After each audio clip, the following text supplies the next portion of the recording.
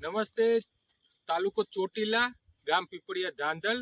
આપણી સાથે ખેડૂત શ્રી છે વિપુલભાઈ, જેમણે આ વખતે અંકુર પુષ્કર કપાસનું વાવેતર કરેલું છે, જે ખરેખર ખૂબ જ ખુશ છે.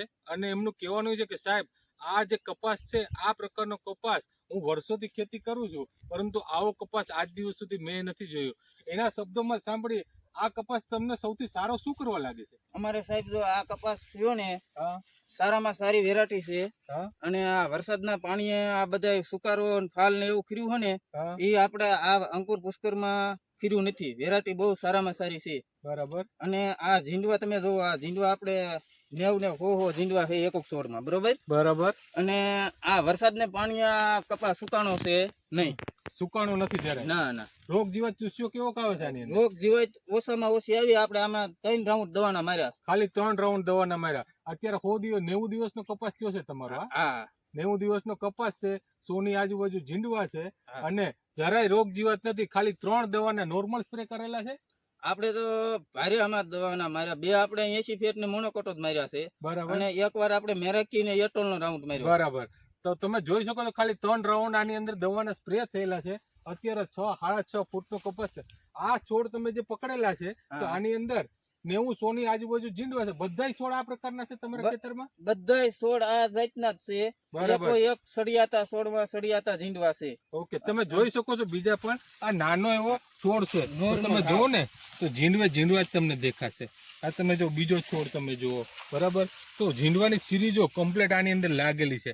બધી જ જગ્યાએ તમે જોશો ને તો એક છોડ તમે આ બાજુ જુઓ, આ છોડ જુઓ તો તમને ઝીંડવા જ દેખાશે ઘણા બધા, બરાબર.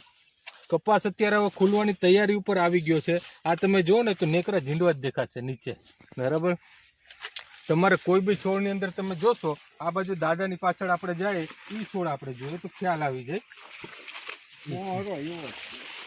આ તમે જુઓ છો, આ છોડ જો, આ છોડની સિરીજ જો, એની લાગત જો, ઝીંડવાની બેઠકો જો, ઉપરથી ડોકા ચાલુ ને ચાલુ જ છે. અત્યારે મારી હાઈટ છે 5.5 ફૂટ, એની ઉપર મારો હાથ પહોંચે ત્યાં સુધીનો કપાસ થઈ ગયો છે. બધો જ કપાસ તમે જોઈ શકો છો. તો વિપુલભાઈ આ વખતે પહેલી વખત વાવેતર કરેલું છે. વિપુલભાઈ, તમારા મિત્રો સર્કલ શું કહે છે આ કપાસ જોઈને? બધા એ બધા એમ જ કહે છે આ વેરાયટી કઈ છે, અંકુર પુષ્કર છે આપણી વેરાયટી. બરાબર. બધા ખેડૂતને હું એમ કહું, બીજું બિયારણ રહેવા દો. ઓકે. અને અંકુર પુષ્કર વાવો બધા ખેડૂતને. તમારી ભલામણ છે કે કોઈ બી કપાસની સરખામણીમાં તમે અંકુર કપાસ બિયારણ વાવેતર કરો. તમે જોઈ શકો છો. બીજું પણ આખો ખેતર તમે જુઓ ને તો તમને ખ્યાલ આવી જાય કે આ તમે જો કઈ રીતનું છે. તો આ જો ઝીંડવાની સિરીજો જો, ટોટલી બધી જ જગ્યાએ તમારે લાગેલી આ ઝીંડવાની સિરીજો જો. અને આમાં ઈયળ બિયળના કોઈ પ્રશ્ન આની અંદર તમારે દેખાતા જ નથી. અત્યારે કોઈ બી તમે છોડ જોશો ને તો ઝીંડવાની સિરીજો જ લાગેલી છે બધી જ જગ્યાએ. તમે જો, જબરજસ્ત વેરાયટી અંકુર કંપનીએ આપેલી છે, અંકુર પુષ્કર, કે જે વાતાવરણ સામે સારી રીતે ટકી રહી શકે, બરાબર. અને સારામાં સારું ઉત્પાદન તમને નીકાળીને આપે.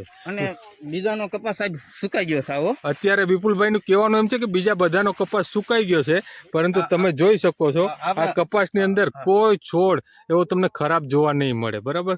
તો અંકુર પુષ્કર જ વાવો એવું વિપુલભાઈ ની ભલામણ છે. ખૂબ ખૂબ આભાર વિપુલભાઈ.